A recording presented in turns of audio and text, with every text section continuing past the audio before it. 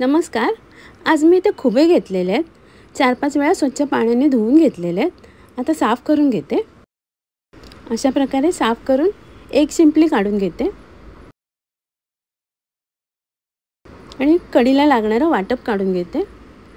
वाटपाला लागणारं साहित्य स्क्रीनवरती लिहिलेलं आहे. ग्राइंडरवरती वाटप वाटून घेते बारीक. इथे भांड्यात कांदा बारीक चिरलेला आणि हिरवी मिरची घालते. त्याच्यावर साफ करून ठेवलेले खुबे घालते. थोडंसं पाणी घालून झाकण लावून शिजायला ठेवते. थोड्या वेळाने झाकण काढलेलं आहे.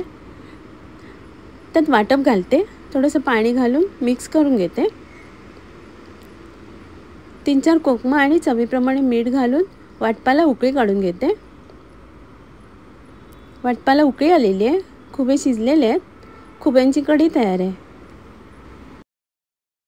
बांगड्यांचं सुकं करण्यासाठी वाटप काढून घेते. त्याला लागणारं साहित्य स्क्रीनवरती लिहिलेलं आहे. मिक्सरमधनं जाडसर वाटून घेते.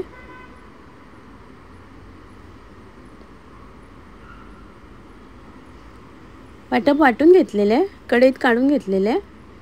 तर तिरफळ घालते. 8-10 हिरवी मिरची घालते. मिक्स करून घेते आणि वाटपाला उकळी काढून घेते. वाटपाला उकळी आलेली आहे. त्यात चवीप्रमाणे मीठ आणि 4-5 कोकमं घालते. मिक्स करून घेते आणि साफ करून धुवून घेतलेले बांगडे घालते आणि मसाल्यात बुडवून घेते.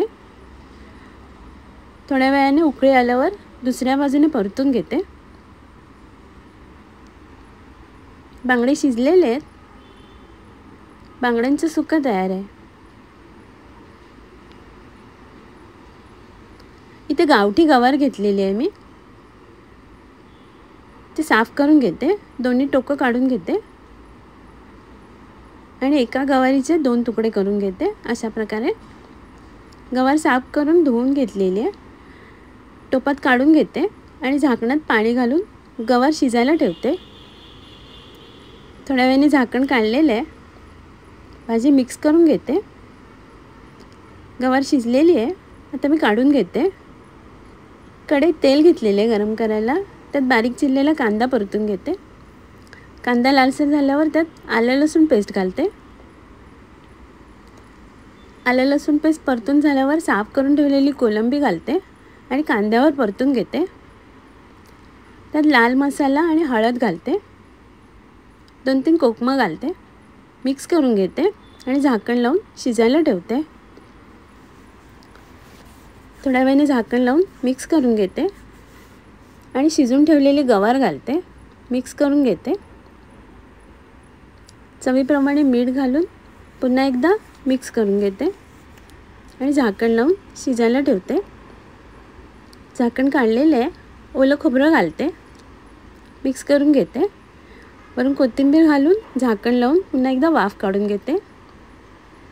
झाकण काढलेलं आहे. भाजी पुन्हा मिक्स करून 2-3 वेळा झाकण लावून भाजी परतून घेते. वरून कोथिंबीर घालते. कोलंबी घालून गवारीची भाजी तयार आहे. इथे आलं लसूण पेस्ट, कोकम आगळ, लाल मिरची पावडर, हळद आणि मीठ घालून पेस्ट करून घेते. ते तळ्यासाठी बांगडे घेतलेले आहेत. बांगड्यांना मसाला लावून घेते व्यवस्थित.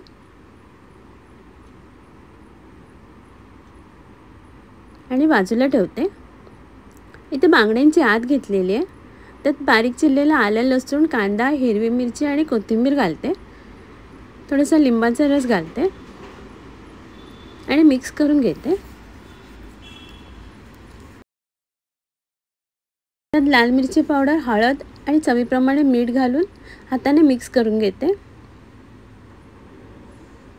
इथे तांदळाचं पीठ आणि रवा घेतलेला आहे.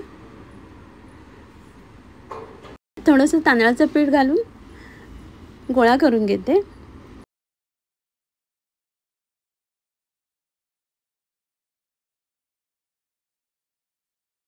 इथे बांगड्यांना मसाला लावून ठेवलेला त्यांना तांदळाचं पीठ आणि रवा लावून घेते.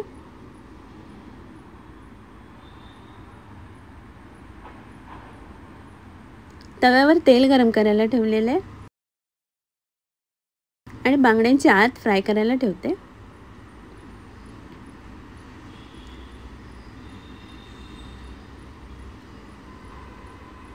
दुसऱ्या बाजूने परतून घेते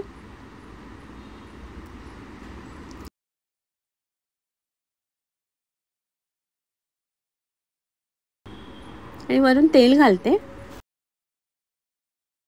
आणि बांगडे शिजेपर्यंत फ्राय करून घेते।